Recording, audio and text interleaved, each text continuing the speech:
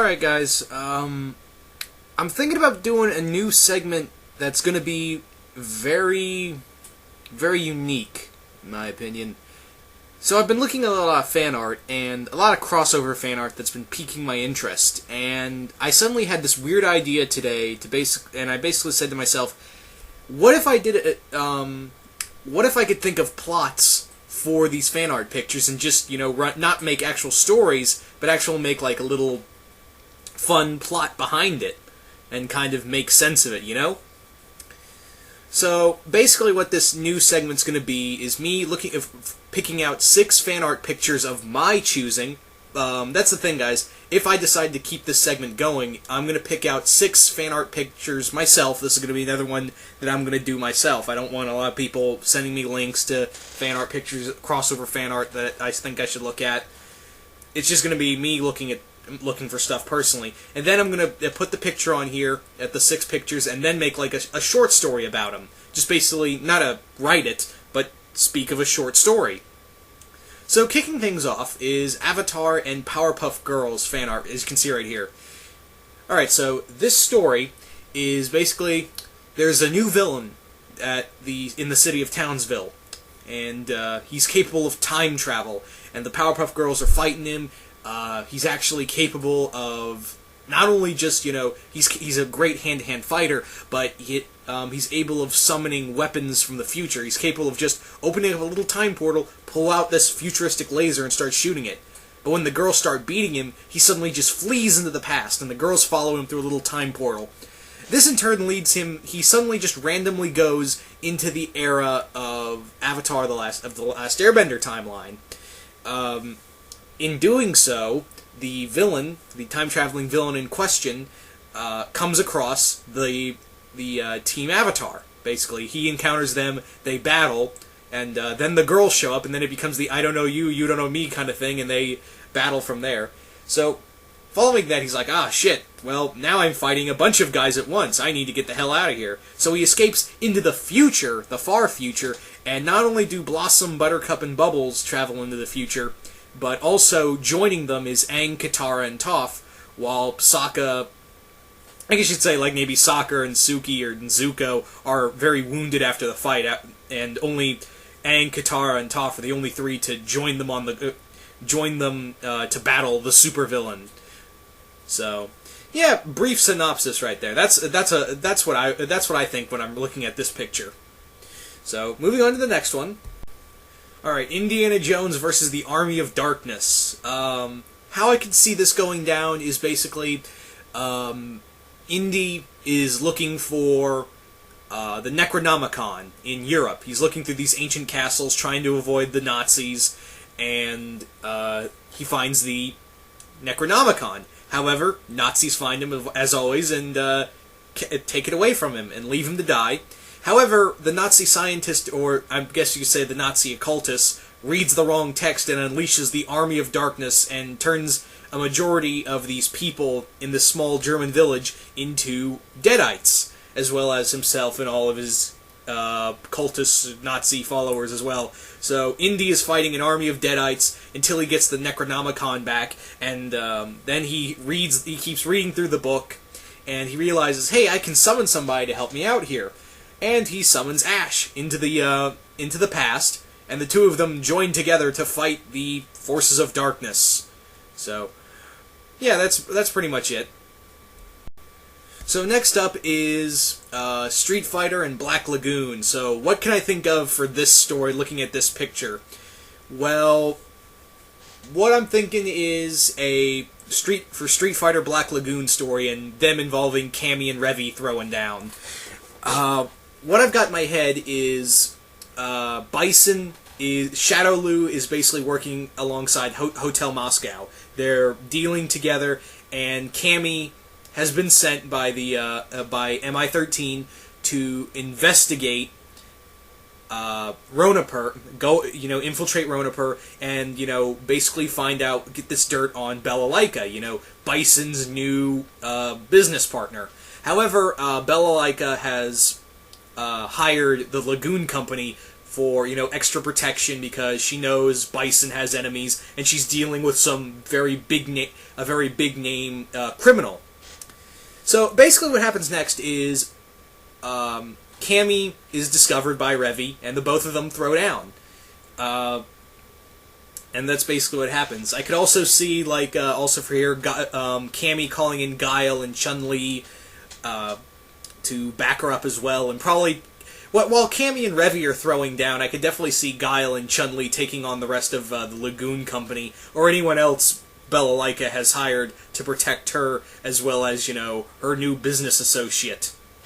So, anyway, that's the story I'm thinking of when I'm looking at this picture. Alright, so this fan art picture is clearly Kim Possible and Hellboy crossover. Alright, for this one. Let's see. Some kind of weird supernatural force, maybe like some kind of energy draining spirit, or some kind of supernatural force is infecting Kim Possible's high school. The students are being drained of all their, basically they feel drained and depressed all the time. Some kind of emotional entity is basically latching onto these kids and draining away their emotions.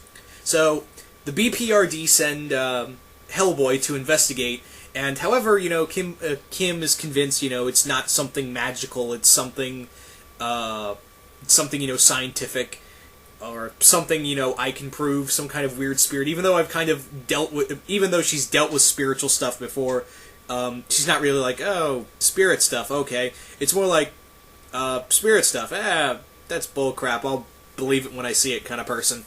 But she encounters Hellboy, and she's like, oh, what the hell are you? And Hellboy's like, I'm Hellboy, I'm cool. We're cool. And, however, that doesn't go that way, and as you can see in this picture, it doesn't look like poor Hellboy is going to see what's coming with that flying kick to the face. But yeah, that's pretty much the short story and general plot I'm thinking of when I'm looking at this picture. So, moving on. Now, this is going to be fun right here. This one's going to be fun. As you can see, Star Wars Aliens crossover. So, let's get started when I'm looking at this picture. Darth Sidious has sent Darth Maul to a far-off planet in, the Outer Rim to train. Basically, he's still doing his Sith training. Obviously, this would be before Episode 1. And Darth Sidious has sent Maul to, continue some training on this far-off planet, meditate, focus your hatred at the Jedi, extend his training. So, Maul goes to the planet, and it's obviously it's what he doesn't know, it's the alien homeworld. And what he doesn't realize is that his master has sent him off to this planet, knowing what's on the planet by himself, to basically test him. He doesn't know what he's getting into, and if he comes back alive, he's worthy of, becoming his full apprentice. So, Darth Maul gets to the planet, and he's just overwhelmed. I mean, it's just him and the swarm of the Xenomorphs. The Xenomorphs keep just coming at him, and you'd be thinking, he's got the lightsaber, he's cool, right? Well, even though when he's killing the Xenomorphs, they're still dangerous because of the acid blood. Acid blood's going to be spraying everywhere. And you can see in this picture, he's got his lightsaber ready, but he's surrounded by, a whole swarm of them. And if he starts chopping away at him, all that blood's just going to start pouring all over the place, and it's just going to be a mess. So, Maul is kind of SOL right now, shit out of luck. But hey, we know he survives for the movie, for Phantom Menace. Yeah. But, so let's move on to the last fan art story. And finally, we come to this little number. Alright, so let me see what I can think of right on the spot with this one. Obviously, it's Adventure Time and Dan Versus. So, here we go.